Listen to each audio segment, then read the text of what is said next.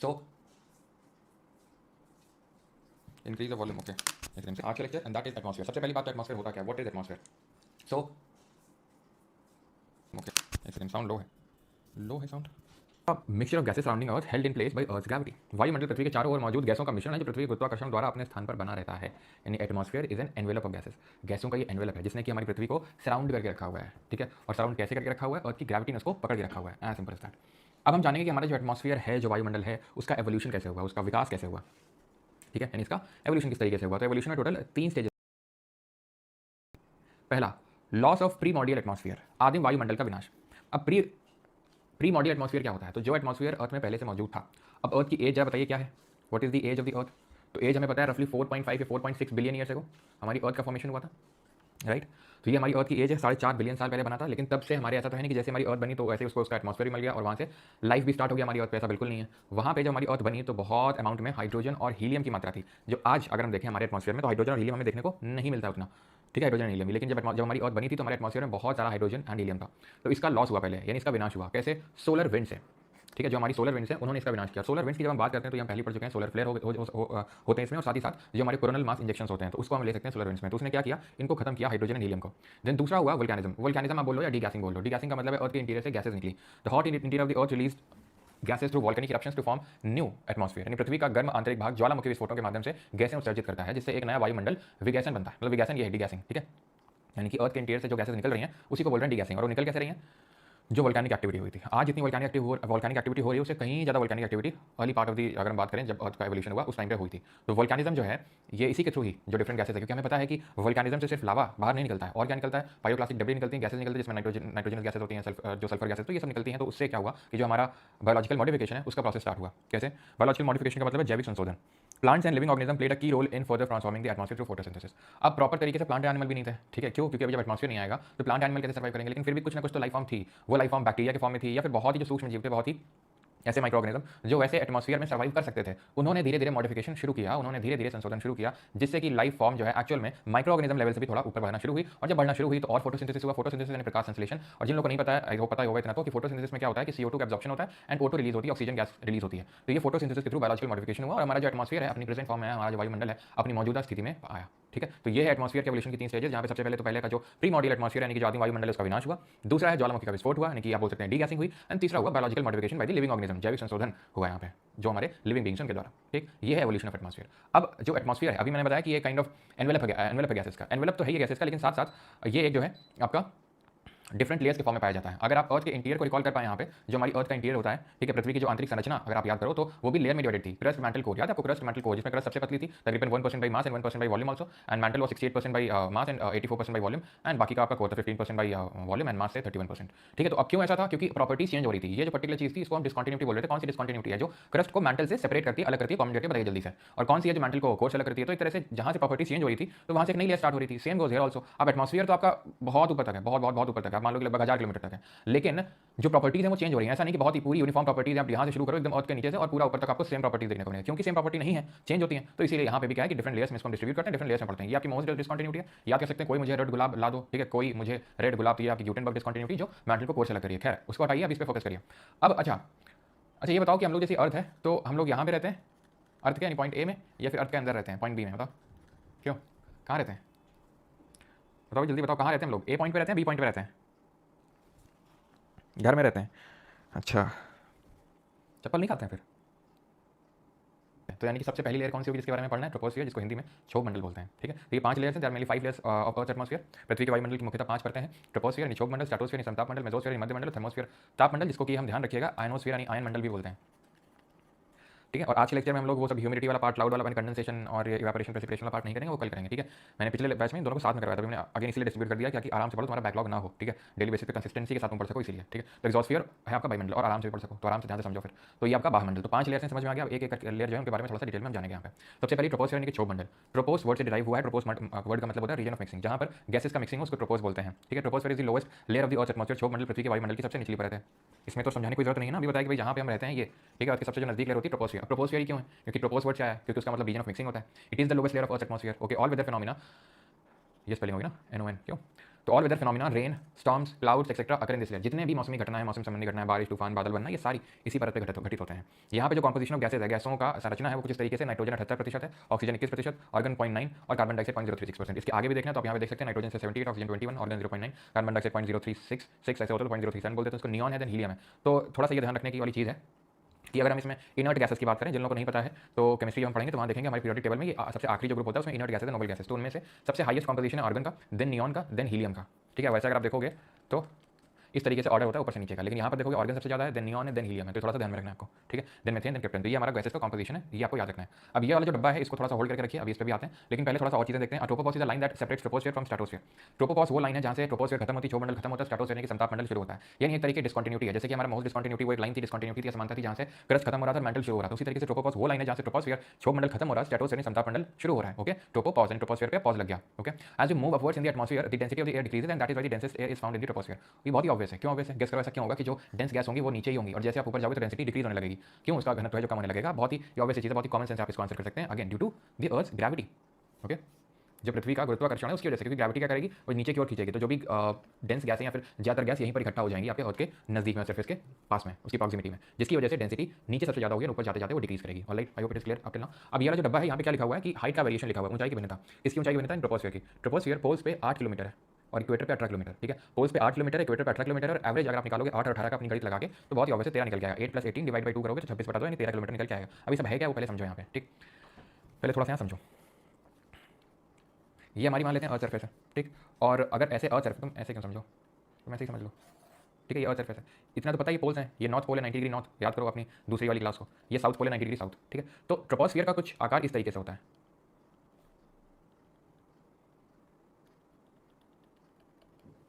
तो आप एक चीज़ को नोटिस करो कि पोल्स पे कम है, पोल्स पे कम है, बहुत कम है, लेकिन इक्वेटर पे ज़्यादा है। वही तो लिखा है, वही तो अभी यहाँ पे लिखा था उस डब्बे में कि यहाँ 8 किलोमीटर है और यहाँ 18 किलोमीटर है। अब क्वेश्चन आता है कि ऐसा क्यों है, रीज़न क्या है ऐसा, इसके पीछे का रीज़न क्या है, what is the reason behind this. इसके पीछे का रीज़न नोट करो, गेस कर सकते हो क्या रीज़न होगा। ये इक्वेटर है, यहाँ पे हीट ज़्यादा रिसीव होती है, और जब हीट ज़्यादा रिसीव होती है because equator receives more heat than the poles. Simple, क्योंकि यहाँ पर इक्वेटर में क्या है, इक्वेटर में डायरेक्ट रेज पड़ती हैं सन की, पोल्स में तो हमेशा स्लैंटिंग रेज पड़ती हैं, कभी डायरेक्ट रेज नहीं पड़ती हैं। ठीक है, तो इसकी वजह से होता क्या है कि जो कन्वेक्शन करंट है, जो कन्वेक्शनल हीट है, is transported to a greater height in equator, is transported to a greater height in equator. अब ये जो चीज़ लिखी हुई है यहाँ पे मैंने, कन्वेक्शनल हीट, समझ में आया तो ठीक, नहीं तो बस 5 मिनट के अंदर ही बताऊंगा आपको। ठीक है, ये कन्वेक्शनल हीट क्या होती है, कैसे कन्वेक्शनल हीट ऊपर तक ट्रांसफर होती है। ठीक है, ये भी आपको समझ में आ जाएगा, बस अभी क्योंकि ये चीज़ डिस्कस कर रहे थे तो ये चीज़ बताना जरूरी था, रीजन बताना। नहीं समझ में आएगा मुझे पता है, वैसे तो समझ में आ भी सकता है क्योंकि कन्वेक्शन कोई पहली बार वर्ड नहीं समझ रहे। मेंटल हमने कन्वेक्शन करंट बनाया था, आपको याद हो, जो हमारी प्लेट्स मूव कर रही थी वो क्यों मूव कर रही थी, वो इसी कन्वेक्शन करंट कैसे मूव कर रही थी, कन्वेक्शन करंट डेवलप हो रहा था। इतना तो आपको पता है, जब चीज़ ऊपर उठती है और इस तरीके से जाती है, सिंक होती है कहीं पे, तो उसी को कन्वेक्शन पूरा साइकिल बोलते हैं। बट फिर भी मैं बताऊंगा आपको। खैर, इतना समझ में आ गया कि आपको पोल्स पे कम थिकनेस होती है, ट्रोपोस्फियर की 8 किलोमीटर और इक्वेटर पे ज़्यादा होती है 18 किलोमीटर, और दोनों का अगर एवरेज निकालेंगे तो दैट वुड बी 13 किलोमीटर। अभी अगली चीज़ देखते हैं, अगली चीज़ है टेम्परेचर बिहेवियर, तापमान का व्यवहार। तो ऊपर जाने में ट्रोपोस्फियर में तापमान यानी टेम्परेचर घटता है, डिक्रीज होता है, और इसी चीज़ को लैप्स रेट बोलते हैं, गिरावट की दर या ह्रास दर बोलते हैं। कितना गिरता है, तो 165 मीटर ऊपर जाने में 1 डिग्री सेल्सियस तापमान कम होता है, या फिर अगर 1 किलोमीटर के हिसाब से देखोगे तो 6.5 डिग्री सेल्सियस टेम्परेचर कम होता है। अब बात ये आती है कि कारण क्या है, क्योंकि अगर हम ध्यान से समझें तो अगर जैसे मान लेते हैं कि ये सूरज है, ठीक है, ये सन है, तो सनलाइट इस तरीके से आएगी, तो कायदे से तो ये समझ में, कायदे से अगर हम बेसिक फिलॉसफी लगाएं, अगर एकदम लेमैन से पूछें किसी से कि भाई बताओ टेम्परेचर इंक्रीज करेगा डिक्रीज करेगा ऊपर जाने में, तो ये बोलेगा आप सूरज के नजदीक जा रहे हो तो टेम्परेचर इंक्रीज ही करेगा, लेकिन ऐसा होता नहीं है। पूरे एटमॉस्फेयर के लिए नहीं बोल रहा हूँ, ये सिर्फ ट्रोपोस्फियर के लिए बोल रहा हूँ, सिर्फ क्षोभ मंडल के लिए बोल रहा हूँ। तो फिर बात ये आती है इसका कारण क्या है, what is the reason behind this, what is the reason behind this, इसके पीछे का क्या कारण हो सकता है। तो इसके पीछे का कारण अब समझो ध्यान से तुम। ठीक है, कैसे समझोगे, ध्यान से समझोगे। अगर ऐसे ही समझना है गोला से तो गोला से, वैसे तो मैं, चलो ठीक है ऐसे ही समझ लो। ठीक है, ये मान लो सन है, ठीक है, ये सन है। सनलाइट जब आती है ना तो ध्यान रखना इसमें विजिबल लाइट होती है ज़्यादातर, ये चीज़ ध्यान रखिएगा। सनलाइट में सबसे ज़्यादा विजिबल लाइट होती है लगभग 51%, देन होता है इंफ्रारेड, लगभग उससे कम ही होता है। ठीक है, इंफ्रारेड, एंड देन आता है यूवी रेस, बहुत कम मात्रा में होता है, बहुत ही कम मात्रा में होता है। विजिबल लाइट सबसे ज़्यादा होता है, इंफ्रारेड, देन यूवी रेस। क्या अब जब सनलाइट आती है ना, जब सनलाइट आती है तो ये अर्थ पे स्ट्राइक करती है और अर्थ सरफेस हमारी हीट हो जाती है। बस यहाँ पे मैं आपसे चाहूँगा, अगर आप इधर उधर आप डे ड्रीमिंग कर रहे हैं, नींद में, थोड़ा सा अलर्ट हो जाइए। ठीक है, क्योंकि फिर ये अगर थोड़ा सा अगर गया तो आप ये मान लीजिए कि आपके अभी हम जो क्वेश्चन लगाएंगे तो लगभग 8-10 क्वेश्चन आपसे बनेंगे ही नहीं, आपको समझ में नहीं आएगा, चाहे भले आप बाद में कितना रटते रहना, अगर आपने समझा नहीं तो फिर वो आपसे क्वेश्चन बनेंगे नहीं, वो गलत करते होगे। ठीक है, तो ध्यान समझना, ये आई हीट, ठीक है, ये अर्थ सरफेस जो मैं ग्रीन से ड्रॉ कर रहा हूँ, ये हीट होगी, ये गर्म होगी। ठीक है, गर्म होने के बाद ये इंफ्रारेड वेव्स को रिफ्लेक्ट करेगी, ये जो है इंफ्रारेड के फॉर्म में रिफ्लेक्ट होगी। ठीक, एटमॉस्फेयर कहाँ पे है, वायुमंडल का मतलब ये है जो मैं काला काला डॉट डॉट ड्रॉ कर रहा हूँ, वायुमंडल तो यही ना, यही ना ट्रोपोस्फियर, क्यों भाई, ट्रोपोस्फियर तो यही है ना, जो जिसको मैंने हीट करवाया, जो ग्रीन ग्रीन कलर की बाउंड्री बनाई, वो तो अर्थ की सरफेस थी जो धूप पड़ने से गर्म हो गई। दिन में जब धूप पड़ती है तो अर्थ की सरफेस गर्म होती है, जैसे अभी सुबह हो गई, धीरे धीरे बस गर्म होना शुरू हो जाएगी, शाम तक गर्म होगी और रात में इसी को रेडिएट कर देती है, जो अर्थ सरफेस है वो छोड़ना शुरू कर देती है from the form of infrared waves. अब ये जो हमारा एटमॉस्फेयर, जो वायुमंडल है, ये हीट होता है, ये चीज़ इंपॉर्टेंट है नोट करने के लिए कि जो हमारा एटमॉस्फेयर है heats up because of what. तो पहली चीज़ का ध्यान रखना है, जो सन से ये आ रही है लाइट, इसको बोलते हैं इंसोलेशन या आतपन, इंसोलेशन, ठीक है, ये सौर विकिरण, इंसोलेशन या हिंदी में आतपन या सौर विकिरण। और ये जो ग्रीन कलर का मैंने ड्रॉ किया है, ये इसको बोलते हैं टेरेस्ट्रियल रेडिएशन या पार्थिव विकिरण, टेरेस्ट्रियल रेडिएशन, स्थलीय विकिरण या पार्थिव विकिरण। इतनी चीज़ समझ में आई। तो हमारा जो एटमॉस्फेयर हीट होता है, गर्म होता है, heats up because of terrestrial radiation and not insolation. Insolation से क्या हीट हो रहा है, अर्थ की सरफेस, सतह, जो पृथ्वी की सतह है वो गर्म हो रही है, लेकिन जो वायुमंडल है वो टेरेस्ट्रियल रेडिएशन, पार्थिव विकिरण की वजह से गर्म हो रहा है। अब ऐसा क्यों है, ऐसा क्यों है? क्योंकि यहाँ पे यानी हमारे एटमॉस्फेयर में कुछ ऐसी गैसें हैं, ऐसी गैसेज हैं जो कि इंसोलेशन के लिए तो ट्रांसपेरेंट है। ट्रांसपेरेंट का मतलब क्या होता है कि वो आने जाने देती हैं, खुद से पास हो जाने देती हैं कि आओ भाई आओ, कोई दिक्कत नहीं। लेकिन शॉर्ट के लिए आओ जाओ कोई मतलब नहीं है, ठीक है, आप आओ आराम से, आप जाओ आराम से, कोई दिक्कत नहीं है। लेकिन टेरेस्ट्रियल रेडिएशन के लिए ये ट्रांसपेरेंट नहीं है, ये ओपेक है। आपको समझ में नहीं आया होगा ना, बड़ी अच्छी बात है। अब देखना आप समझ में आया क्या? गैसेज जो होती हैं यहाँ पे कुछ सारी नहीं, कुछ ऐसी गैसेज होती हैं जो शॉर्ट वेवलेंथ के जो रेडिएशन होते हैं, जिनकी तरंग दैर्घ्य कम होती है, पूरा लिख दें, उनके लिए ट्रांसपेरेंट होती हैं, यानी उनको आने जाने देती हैं। लेकिन जो लॉन्गर वेवलेंथ होती हैं, यानी जिनकी तरंग दैर्घ्य ज़्यादा होती है, ठीक है, जिनकी तरंग दैर्घ्य ज़्यादा होती है, उनके लिए ये ट्रांसपेरेंट नहीं होती हैं, ओपेक होती हैं, ठीक है, ये चीज़ आपको ध्यान रखनी है। तो इससे हमें क्या समझ में आया? इससे हमें समझ में आया कि ये पक्का जो इंसोलेशन है ये शॉर्ट वेवलेंथ के फॉर्म में होगा, तभी इसको आने दिया, लेकिन इसको ये जाने नहीं देती हैं, कैप्चर कर लेती हैं और गर्म हो जाती हैं। तो इसका मतलब है कि ये आपका लॉन्ग वेवलेंथ के फॉर्म में। यानी हुआ क्या, हुआ ये कि ये इंसोलेशन शॉर्ट वेवलेंथ के फॉर्म में था, लेकिन जब स्ट्राइक किया और रिफ्लेक्ट बैक किया अर्थ सरफेस से, इसका नेचर चेंज हो गया। अगर वही नेचर रहता तो आराम से निकल जाता। क्यों? क्योंकि ये जो गैसेज हैं ये शॉर्ट वेवलेंथ के लिए ट्रांसपेरेंट है, आने जाने देती हैं। लेकिन क्योंकि इसका नेचर चेंज हो गया, अभी लॉन्ग वेवलेंथ हो गया, तो लॉन्ग वेवलेंथ के लिए ये ट्रांसपेरेंट नहीं है ये गैसेज। इसी की वजह से आप यहाँ पे देखो अब, ठीक है, इसी की वजह से अगर मान लो अर्थ सरफेस है हमारी, ठीक है, और उसमें ये हमारा एटमॉस्फेयर था, ठीक है, अगर ये हमारा एटमॉस्फेयर था, अब बताओ एटमॉस्फेयर हीट किसकी वजह से हो रहा है? इसकी वजह, हरी वाली की वजजह से या फिर ब्लू वाली की वजह से? बताओ किससे हीट हो रहा है? ब्लू वाली से हीट हो रहा है, ठीक है। अब क्योंकि गैसेस का मात्रा नीचे ज़्यादा है, ऊपर जाते हैं कम होने लगता है, गैसों की जो मात्रा, जिनका जो उनका अमाउंट है ड्यू टू ग्रेविटी मैंने बताया था। तो ऑब्वियसली बात है यहाँ पे ज़्यादा हीट कैप्चर होगी, क्योंकि वहाँ पर ऊपर गैसेस कम है, तो यहाँ पर कम कैप्चर होगी, यहाँ थोड़ी और कम कैप्चर होगी, यहाँ थोड़ी और कम कैप्चर होगी, यहाँ इसीलिए ऊपर जाने में टेम्परेचर घट रहा है। अगर इंसोलेशन से हीट अप हो रहा होता तो अगर हम जितना ऊपर जाते तो उतना ही और गर्मी मिलती। और ऐसी गैसों को, these gases are called as what? These gases are called as green house gases. Green house गैसें क्यों बोलते हैं इनको?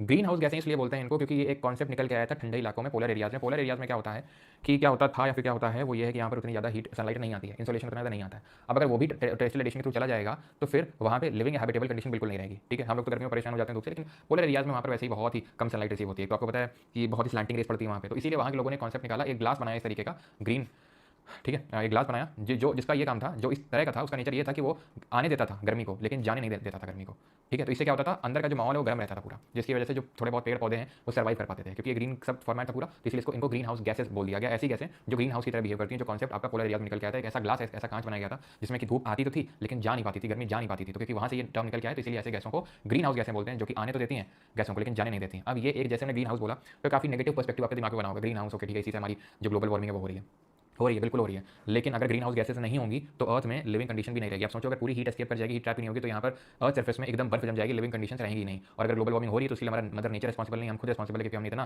कार्बन डाइऑक्साइड और ग्रीन हाउस गैसेज एमिट किए हैं कि जिसकी वजह से ये सब क्या कर रही है, ज़्यादा हीट को कैप्चर कर रही है। अर्थ तो अपना हीट बैलेंस मेंटेन करके चलता ही है, जिसको कि हम हीट बजट में पढ़ते हैं, लेकिन क्योंकि हमने इतनी ज़्यादा गैसेज डाल दी ग्रीन हाउस गैसेज की वो हीट को कैप्चर कर रहे हैं और हमारे ओवरऑल एटमॉस्फेयर का टेम्परेचर बढ़ा रहे हैं। ग्रीन हाउस गैसेज की अगर बात करेंगे तो ये आती है जैसे water vapour, carbon dioxide, methane, nitrous oxide, ozone and sulphur dioxide, ये ऑर्डर में है। सबसे ज़्यादा वाटर वेपर होता है, कार्बन डाइऑक्साइड होता है, मेथेन। सर क्या वाटर वेपर यानी कि जो जल वाष्प है वो भी ग्रीन हाउस गैस है? बिल्कुल है, ठीक है। वाटर वेपर की अगर मैं बात करूं तो ये सबसे variable form of green house gas है। वेरिएबल का मतलब क्या होता है? वेरिएबल का मतलब होता है जो बहुत ही ज़्यादा चेंज हो, जिसमें बहुत ज़्यादा बदलाव। अब इसमें सबसे बहुत ज़्यादा चेंज क्यों होता है, बहुत ज़्यादा बदलाव क्यों होता है? इसलिए होता है क्योंकि वाटर वेपर बनता कैसे है? वाटर वेपर जब आप बताओ, जब पानी पड़ा हो जमीन में और धूप पड़े अखियन में, मतलब उस पानी पे, तो फिर क्या होगा, उस वो वेपर के फॉर्म में बनेगा, वेपर के फॉर्म में वेपराइज होगा, वो कंडेंस होगा, और यहाँ पे छोटे छोटे छोटे छोटे ऐसे वेपर्स बन जाएंगे जो ग्रीन हाउस गैस की तरह ब्लैंकेट के तौर पर एक्ट करते हैं और हमारे अर्थ के एटमॉस्फेयर को क्या करते हैं, हीट अप करते हैं, ठीक। तो वेरिएबल इसीलिए है क्योंकि अगर धूप नहीं पड़ेगी तो amount of water vapour drastically कम हो जाएगा, और अगर पानी नहीं मिलेगा धूप को तो भी अमाउंट ऑफ वाटर वेपर कम हो जाएगा। इसी बात को ध्यान में रखते हुए आप सभी मुझे बताओ, जो वाटर वेपर है इक्वेटर में ज़्यादा होगा या पोल्स में ज़्यादा होगा? कहाँ पे ज़्यादा होगा वाटर वेपर, कहाँ ज़्यादा होगा, इक्वेटर में, भूमध्य रेखा में, या फिर ध्रुवों पे, पोल्स पे? बताइए सर जी, क्या सच में सनरेज एक इंसान को दोबारा से फिर जिंदगी दे सकती है? मन कहाँ, मतलब भाई ज्योग्राफी पढ़ रहा हो, थोड़ा तो साइंस की बात करो। ये लॉन्ग वेवलेंथ क्यों बन गई? इनका नेचर चेंज हो गया भाई, ठीक है, अर्थ सरफेस पे होने से। इसके पीछे के फिजिक्स केमिस्ट्री में हमें नहीं जाना है, हम साइंस नहीं पढ़ रहे हैं, ठीक है। इक्वेटर इक्वेटर, सबका इक्वेटर बिल्कुल। क्यों? क्योंकि इक्वेटर पे टेम्परेचर ज़्यादा है। इक्वेटर पे ना सिर्फ टेम्परेचर ज़्यादा है, क्योंकि यहाँ पर बारिश भी खूब होती है, तो यहाँ पर पानी भी आपको खूब मिलेगा। तो मोर एट इक्वेटर होता है क्या? Water vapour. ठीक, क्लियर। कार्बन डाइऑक्साइड भी आपकी वेरिएबल है, क्योंकि हमने इतना ज़्यादा कार्बन डाइऑक्साइड एटमॉस्फेयर में डाल दिया है कि जो नेचुरल से बहुत ज़्यादा हो गया। कहीं कहीं पे कम होता है, जहाँ पर उतना ज़्यादा एमिशंस नहीं होते हैं। यहाँ तक क्लियर है। अभी सिर्फ हम कहाँ पे हैं? अभी ट्रोपोस्फियर में पड़े हुए हैं। अब हमारा थोड़ा सा पानी पी लें, गुड। कैसे होता है? कैसे? 3 तरीकों से, कंडक्शन, कन्वेक्शन, एडवेक्शन। जो लिखा हुआ है उसमें तुम अपना दिमाग मत लगाना, बाद में पढ़ लेना उसको, ठीक है? अभी बस जितना जहाँ पेन ड्रॉ कर रहे हैं बस उतना पढ़ना तुम, ठीक है? कंडक्शन, कन्वेक्शन और एडवेक्शन। ठीक, कंडक्शन का मतलब होता है चालन, कन्वेक्शन संवहन और एडवेक्शन का विवहन। एडवेक्शन को बिल्कुल अभी छोड़ दो, सबसे पहले कंडक्शन पे। ठीक, the process by which heat is transfer directly from one molecule to another without actual movement of air is called as conduction. जैसे कि इस बंदे ने या फिर आपने भी एक्सपीरियंस तो किया ही होगा कभी ना कभी, गैस स्टोव है, ठीक है? फायर है, फायर में इसने आयरन रॉड को जो है इस तरीके से छड़ को लगा रखा है, धीरे धीरे धीरे पूरी आयरन रॉड गर्म हो जाएगी। इतना तो पता है सबको, ये हीट ट्रांसफर होगी यहाँ से यहाँ पे। अब हीट ट्रांसफर कैसे हो रही है? कॉन्टैक्ट के थ्रू हो रही है, ठीक है? क्योंकि सारे पार्टिकल्स जो यहाँ पे हैं उनको ये हीट ट्रांसफर करेंगे, देन ये गर्म होगा, देन ये आगे वालों को ट्रांसफर करेंगे, देन आगे वालों को, देन आगे वालों को, आपको गर्म एक्सपीरियंस होगा कंडक्शन। ठीक, ये होता है कंडक्शन। कन्वेक्शन क्या होता है? पहले भी इसी सेम फिगर के थ्रू मैंने एक्सप्लेन किया था आपको कन्वेक्शन क्या होता है। चीज़ों का राइज करना, ठीक है? कौन सी चीज़ें? जो गर्म चीज़ें वो ऊपर उठेंगी, जो ठंडी चीज़ें वो नीचे जाएंगी। जो गर्म चीज़ें ऊपर उठेंगी, ठीक है? ऊपर उठेंगी वो, क्यों? क्योंकि वो लाइट हो गई, हल्की हो गई। ऐसा नहीं कि जैसे गैस स्टोव है। अब कंडक्शन का मतलब क्या हो? अगर मैं यहाँ पर कन्वेक्शन ना करके कंडक्शन कर रहा हूँ तो क्या होगा यहाँ पे? यही होगा कि यार ये गर्म हो गई, गर्म वाली वहीं पे इन्होंने हीट ऊपर वालों को ट्रांसफर करी, इन्होंने ऊपर वाले को ट्रांसफर करी। अगर ऐसा होता तो मैंने तुम्हें वो जो जब ये पढ़ा रहा था तो एग्जांपल दिया था कि सर्दियों के टाइम पे वो तुम रॉड डालते हो पानी गर्म करने वाली, अगर ऐसा होता तो नीचे वाले गर्म हो जाते, फिर नीचे वाले ऊपर को ही ट्रांसफर करते, फिर वो और ऊपर को करते, फिर वो और ऊपर करते, इस तरीके से होता है। लेकिन ऐसे तो होता नहीं। कैसे होता है? जब थोड़ी देर तुम रॉड डालो तो तुम्हें पाओगे कि जब तुम हाथ डालते हो, रॉड को निकाल के चेक करते हो तो ऊपर गर्म लगता है लेकिन नीचे ठंडा होता है। ऐसा क्यों? क्योंकि इस तरीके से वहाँ कंडक्शन नहीं हुआ, जहाँ ट्रांसफर ऑफ हीट हुआ है बिटवीन द पार्टिकल्स ना। जो लेयर गर्म हो गई वो तुरंत ऊपर की ओर भागती है, अपने आप हटो हटो ऊपर जाने दो, ऊपर जाने दो। अब ऊपर जाएगी तो कोई तो नीचे जाएगा, तो ऊपर नीचे वाली और ऊपर वाली नीचे चली जाएगी। तो इस तरीके का जो मूवमेंट पूरा बनता है, साइकिल बनती है, उसको बोलते हैं कन्वेक्शन। समझ में आ गया? कंडक्शन, कन्वेक्शन, एडवेक्शन बोल जाओगी। अब ये मैं पढ़ा क्यों रहा हूँ? क्योंकि अर्थ का जो हीटिंग होती है उसमें कंडक्शन, कन्वेक्शन, एडवेक्शन तीनों का लेना देना होता है।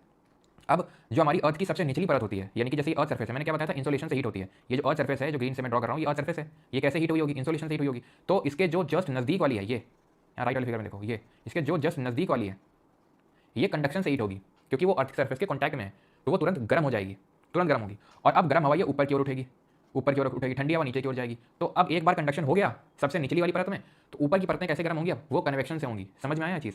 कि जो हमारी अर्थ सरफेस है उसके जो सबसे कॉन्टैक्ट में सबसे निचली गैसेस की लेयर है वो कंडक्शन से हीट होगी। एक बार हीट होते ही वो वहाँ पे कन्वेक्शन होने लगेगा। तो कंडक्शन, कन्वेक्शन दोनों लग रहा है यहाँ हीटिंग पे। ठीक, एडवेक्शन क्या है? Horizontal transfer of heat due to the movement of air. Horizontal transfer of heat भी तो होता है, ऐसे थोड़ी ना कि ऊपर की ओर हीट ट्रांसफर होती है। एग्जाम्पल के तौर पर जैसे अगर कहीं बारिश वारिश होती है तो आपको ठंडी हवा पहले ही आना शुरू हो जाती है, होता है कि नहीं? जैसे कि हमारे यहाँ पे क्या है, जैसे जहाँ पे हम रहते हैं, ठीक है? तो हमारा गांव इस साइड है थोड़ा सा, ठीक है? मतलब हमारा गांव इस साइड है। जब भी ऐसे ठंडी ठंडी हवाएं आती हैं, ठीक है, इधर की ओर से, तो तुरंत हमें बोलती लगता है गांव में बारिश हो गई। तो ऑब्वियस बात है, ऐसे तो नहीं गई होंगी, ऐसे ही आई होंगी ना हवाएं, तभी तो पता चला है कि भाई यहाँ गांव में जो है बारिश हुई, तभी ठंडी ठंडी हवा आ रही है गांव की तरफ से। हाँ, फिर तुरंत फिर गांव में फोन लगा के पूछती है बारिश हुई कि नहीं हुई। तो ऊपर की ओर तो नहीं जा रही होगी, हॉरिजॉन्टली चल रही होगी। तो horizontal transfer of heat due to the movement of air is called as advection. और जो लू चलती है गर्मियों के टाइम पे is the result of advection. सीधा क्वेश्चन बनता है, ये जो उदाहरण लिखा है ना, ये सीधा क्वेश्चन बनता है, एकदम सीधा। ध्यान रखना, रट लेना इसको कि जो लू है वो एडवेक्शन कैसे चलती है, जहाँ पर हॉरिजॉन्टल क्षैतिज तरीके से स्थानांतरण होता है वायु का। सर आपने बोला था अर्थ टेरेस्ट्रियल रेडिएशन से हीट होती है और अभी इंसोलेशन से बोल रहे हो। मेरे भैया, अर्थ की सरफेस इंसोलेशन से हीट होती है, अर्थ का एटमॉस्फेयर टेरेस्ट्रियल रेडिएशन से हीट होता है। समझ रहे हैं आप? अर्थ की ये सरफेस है, हीट किससे हुई? ये हुई हीट इंसोलेशन की वजह से, ठीक है? और ये इसकी जो निचली लेयर है उसमें हुआ कंडक्शन, ठीक, उसमें हुआ कंडक्शन।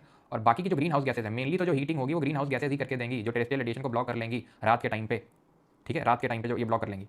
लेकिन दिन के समय एकदम निचली लेयर पे अगर आप बोलेंगे तो कंडक्शन के थ्रू हीटिंग होती है, कंडक्शन के थ्रू एकदम हीटिंग होगी, जो अर्थ सरफेस हीट हुई है इंसोलेशन की वजह से। तो ये थोड़ा सा चीज़ ध्यान रखिएगा।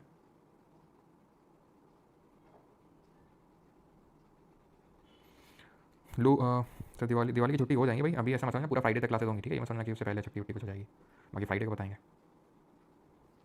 ऐसे में तो ऊपर जाने में टेम्परेचर बढ़ जाएगा। क्यों भाई बढ़ेगा? क्यों ऊपर जाने में टेम्परेचर बढ़ेगा? क्यों? तुमको वही लग रहा होगा ना कि कंडक्शन हुआ और शायद तुमने कंडक्शन से क्या करवा दिया कि हीट को ट्रांसफर करवा दिया ऊपर से। लेकिन मैंने अभी आपको क्या बताया, मेन जो ऊपरी एटमॉस्फेयर उसकी हीटिंग किसकी वजह से हो रही है? टेरेस्ट्रियल रेडिएशन की वजह से हो रही है। जो पार्थिव विकिरण इसकी वजह से हो रही है, जो ग्रीन हाउस गैसेज हैं वो हीट को कैप्चर कर रहे हैं, उसकी वजह से हो रही है, ठीक है? तो ये चीज़ भी ध्यान रखिएगा। आगे बढ़े, अभी एडवेक्शन भी हो गया। अब आते हैं इंसोलेशन के इफेक्ट से। ट्रोपोस्फियर तो खत्म ही नहीं हो रहा, ट्रोपोस्फियर खत्म हो जाएगा उसके बाद बाकी तो खटखट तुरंत हो जाएगा। मेनली तो यही सारी चीज़ें हमें देखनी है। इंसोलेशन यानी जो सूर्य ताप या फिर हम बोल सकते हैं जो सौर विकिरण है उसके क्या प्रभाव होते हैं। तो इक्वेटर पे इंसोलेशन कम होता है, ट्रॉपिक्स पे ज़्यादा होता है। ये एक बहुत इंपॉर्टेंट नोट करने वाली बात है। ये जो हमारी ये इक्वेटर है, भूमध्य रेखा है, ठीक है? ये जो हमारी इक्वेटर है, भूमध्य रेखा है, यहाँ पे जो इंसोलेशन है, जो धूप आती है वो थोड़ी सी कम है एज कम्पेयर टू जो आपकी ट्रॉपिक्स में आ रही है। इसके पीछे का कारण क्या है? कारण है ट्रांसपेरेंसी ऑफ द एटमॉस्फियर, वातावरण की पारदर्शिता। इक्वेटर पे क्या होता है? अब आपको तो ये लग रहा होगा ना इक्वेटर पे सर यहाँ पे तो डायरेक्ट रेज पड़ रही है सन की, ट्रॉपिक ऑफ कैंसर यहाँ भी पड़ रही है, लेकिन इससे ज़्यादा तो नहीं पड़ रही कहीं पे भी इक्वेटर से। आपकी बात बिल्कुल सत्य है, लेकिन इक्वेटर पे क्लाउड फॉर्मेशन बहुत ज़्यादा होता है। बादल बहुत बनते हैं, बहुत बारिश होती है यहाँ पे। वो बादल क्या करते हैं, सनलाइट को रोक लेते हैं, उतनी नहीं आती है जितनी कि आपकी नॉर्थ और साउथ ऑफ इक्वेटर है, यानी ट्रॉपिक्स के पास आएगी। तो इसीलिए ध्यान रखना इस चीज़ को, अगर इस तरीके से लिखे insolation is highest at the equator, this is wrong. Insolation is highest due to in the tropic due to minimal cloud covering. यहाँ पे डायरेक्ट रेज भी आ रही है, क्लाउड भी नहीं उतने, इसलिए यहाँ पे ज़्यादा होगी आपकी क्या। अब सर यहाँ पे क्लाउड क्यों नहीं है, ये आपको आगे वाले लेक्चर्स में समझ में आएगा। ठीक है, फ्राइडे तक हमारी पूरी क्लाइमेटोलॉजी खत्म हो जाएगी, तो वहाँ पर आपको समझ में आएगा कि यहाँ पर जो हवाएं होती हैं वो सिंक करती हैं, और जो सिंक करती हैं नीचे जाती है हवा कभी बारिश नहीं करती है। इसीलिए आपको ट्रॉपिक्स पे क्या है, इंसोलेशन की मात्रा, यानी कि जो आतपन बोल लो या फिर सौर विकिरण, उसकी मात्रा ज़्यादा देखने को मिलती है। फैक्टर्स इफेक्टिंग इंसोलेशन, ये था इफेक्ट ऑफ इंसोलेशन। ठीक है, थोड़ा बहुत कि इंसोलेशन कहाँ मिलता है ज़्यादा। अब इंसोलेशन किन किन चीज़ों से प्रभावित होता है, पहला तो अभी मैंने आपको बताया ट्रांसपेरेंसी ऑफ एटमॉस्फेयर, कितना एटमॉस्फेयर ट्रांसपेरेंट, जितना ट्रांसपेरेंट होगा उतना ज़्यादा इंसोलेशन होगा। दूसरा लेंथ ऑफ द डे, दिन की लंबाई। अब जैसे आपको पता है सर्दियाँ आ रही हैं धीरे धीरे, हमारा अक्टूबर आ गया, सर्दियाँ नवंबर, तो धीरे धीरे दिन की जो लेंथ है वो कम होती रहेगी, रात बड़ी होती रहेगी, इसकी वजह से इंसोलेशन जो है वो कम होगा। ठीक है, क्योंकि रात में तो इंसोलेशन आता नहीं है, दिन के समय आता है, तो इंसोलेशन का जो मात्रा है वो धीरे धीरे कम होता जाएगा। अर्थ का टिल्ट एंड रोटेशन, अगर अर्थ टिल्टेड ना होती, अगर सीधा होती, तो वैसी बात है कि यहाँ पे भी सनरेज 6 महीने के लिए दिन, 6 महीने के लिए रात तो होती नहीं, यहाँ पर भी प्रॉपर तरीके से मिलती है, लेकिन क्योंकि टिल्ट है तो इस तरीके से सनलाइट मिलती है यहाँ पर जो है, या फिर यहाँ पे जब सदर्न हेमिस्फीयर टिल्टेड होगा टुवर्ड्स दी सन, तो जो अमाउंट ऑफ इंसोलेशन है वो काफी वेरी करता है। अर्थ के टिल्ट के जैसे, अर्थ के रोटेशन से। अर्थ के रोटेशन कैसे इफेक्ट होता है, क्योंकि अभी जैसे दिन है तो इंसोलेशन आ रहा है, अब थोड़ी देर में क्योंकि रोटेट कर रही है धीरे धीरे, तो रात हो जाएगी और इंसोलेशन नहीं आएगा। लैटिट्यूड पे कैसे करता है, क्यों लैटिट्यूड पे कैसे इफेक्ट करता है, तो बहुत, ये तो बहुत आसान है, ये लैटिट्यूड है कि ये लैटिट्यूड है कि ये लैटिट्यूड है, ये है, ये है। अब इस लैटिट्यूड पे ज़्यादा इंसोलेशन, अब जैसे जैसे हायर लैटिट्यूड पे जाओगे, जैसे जैसे हायर लैटिट्यूड पे जाओगे वैसे वैसे अमाउंट ऑफ इंसोलेशन कम होता जाएगा। बस एक एक्सेप्शन है, और आपको अभी मैंने एक्सेप्शन बताया कि यहाँ पर इंसोलेशन ज़्यादा होता है north and south of equator, tropics के पास, एज कंपेयर टू इक्वेटर। बाकी तो हायर लैटिट्यूड पे जाने पे इंसोलेशन की मात्रा कमी होती है। देन 5वें नंबर पे आता है सरफेस रिफ्लेक्शन, दैट इज अल्बीडो, जिसको बोलते हैं सतह परिवर्तन। अभी अल्बीडो क्या होता है उससे समझने से पहले आखिरी देख लो, पोजीशन ऑफ अर्थ भी बहुत मैटर करती है कि अर्थ के सन के रिस्पेक्ट में आपकी पोजीशन क्या है। मतलब ये है कि हमने कुछ पढ़ा था, अगर आपको याद हो, पेरीहिलियन और एपीहिलियन, उपसौर और अपसौर, याद है आपको, पेरीहिलियन और एपीहिलियन, अपसौर और उपसौर याद है। तो मुझे बताओ इंसोलेशन कब ज़्यादा होगा, पेरीहिलियन में या एपीहिलियन में, किस केस में। तो पेरीहिलियन का मतलब होता है कि जब हमारी अर्थ सबसे, टॉरिड जोन, बिल्कुल टॉरिड जोन में ज़्यादा होगा, अर्थ सबसे नजदीक है सन के, उसको बोलते हैं पेरीहिलियन। एपीहिलियन दूर है, तो ऑब्वियस बात है यहाँ पर इंसोलेशन ज़्यादा होगा, यहाँ पर इंसोलेशन कम होगा। डिस्टेंस कितनी होती है अगर आप याद करो, 147 मिलियन किलोमीटर डिस्टेंस होती है between the earth and sun perihelion के केस में, और इस केस में होती है 152 million of kilometres. Clear. Albedo को समझते हैं, अल्बीडो क्या होता है, अल्बीडो मतलब प्रकाशानुपात। अल्बीडो कुछ नहीं, जो सनलाइट आती है वो रिफ्लेक्ट हो जाती है, ठीक, उसको अल्बीडो बोलते हैं। अगेन रिपीट, सनलाइट जो धूप आती है वो रिफ्लेक्ट हो जाती है, उसी को अल्बीडो बोलते हैं। अब हर सतह, हर सरफेस का अलग अलग अल्बीडो होता है, यानी अलग अलग रिफ्लेक्टिंग पावर होता है। मतलब ये है कि यहाँ पे ये बर्फ पड़ी हुई है, पेंगुइन लोग हैं ना, यहाँ पे बर्फ हुई है, और ये पानी है, तो और ये बादल है, बादल, बर्फ और पानी, ये तीनों का अल्बीडो अलग अलग होगा। ये क्यों, क्योंकि ये तीनों डिफरेंट अमाउंट ऑफ सनलाइट को रिफ्लेक्ट कर रहे होंगे, तीनों डिफरेंट अमाउंट ऑफ सनलाइट को रिफ्लेक्ट कर रहे होंगे। अब तुम मुझे बताओ, यहाँ मैं शीशा लेके खड़ा हो जाऊँ और एक जगह पत्थर लेके खड़ा हो जाऊँ, किसका रिफ्लेक्शन ज़्यादा होगा। सिंपल सी बात है, शीशा तुरंत रिफ्लेक्ट करके मारेगा उसको, बहुत ऑब्वियस है ना ये, कि भाई हम शीशा लेके धूप में खड़े हो जाए, तुम किसी अपनी हरकत करी भी होगी ना, किसी के सीधे आंखों में डायरेक्ट किया हुआ सनरेज को। अब वही आप कागज लेके खड़े हो जाओ, कुछ भी होगा, इतना नहीं होगा, क्योंकि उसका रिफ्लेक्टिंग पावर नहीं है ना उतना। तो हर सरफेस का अलग अलग रिफ्लेक्टिंग पावर होता है, जिसको अल्बीडो बोलते हैं, और किसका कितना होता है तो वो ध्यान रखने वाली बात है। पहली बात तो ये तुम ध्यान रखना, हाईएस्ट होता है स्नो का, बर्फ का, जो फ्रेशली प्रिपेयर्ड स्नो होती है, जो नई नई बर्फ होती है, आइस का या ग्लेशियर का, बर्फ का सबसे ज्यादा अल्बीडो होता है, ये चीज ध्यान रखना है। फ्रेश स्नो का अल्बीडो 80% होता है, जो सी आइस होती है समुद्र में जो बर्फ होती है उसका कम होता है, 35% होता है, पुरानी बर्फ का 59। ठीक है, धीरे धीरे आप देखो तो डेजर्ट में और कम होगा, और ओशन जो लेक्स होते हैं पानी वानी में उसका और कम होता है। तो हाईएस्ट कहाँ है अल्बीडो, फ्रेश स्नो का तकरीबन 80%, 20% एब्जॉर्प्शन हो रहा है, 80% का लगभग रिफ्लेक्शन हो रहा है, जिसको अल्बीडो बोल रहे हैं। Old snow, then sea ice, then sand and desert, then land surface and then ocean lakes, तो ये अल्बीडो है। Albedo values of different surfaces and clouds. Cloud का जब मैं कल पढ़ाऊंगा, क्लाउड तो वहाँ देखेंगे, जब अलग अलग तरीके के क्लाउड होंगे तो उनमें से किसका अल्बीडो ज़्यादा होगा, क्योंकि टाइप्स ऑफ क्लाउड पढ़े नहीं तो फिर ऐसे कैसे बता दूँ मैं आपको। ठीक, अब आते हैं हीट बजट पे। हीट बजट होता क्या है, यहाँ तक किसी को आई थिंक कोई डाउट तो नहीं होगा अभी, किसी को कोई समस्या तो नहीं है। चलो हीट बजट समझते हैं क्या चीज़ होती है। तो हीट बजट कुछ नहीं, हमारी जो अर्थ है as a whole neither accumulates the heat and not loses the heat, वो अपने हीट को मेंटेन करके रखती है, जिसको बोलते हैं हीट बैलेंस या हीट बजट। इसमें क्या है, इसमें पूरा ये तो आप समझ में आ गया, heat budget is the balance between the heat that the earth absorbs from the sun and the heat that it radiates back to space, तो वो बैलेंस में रहता है, उसको हीट बजट बोलते हैं।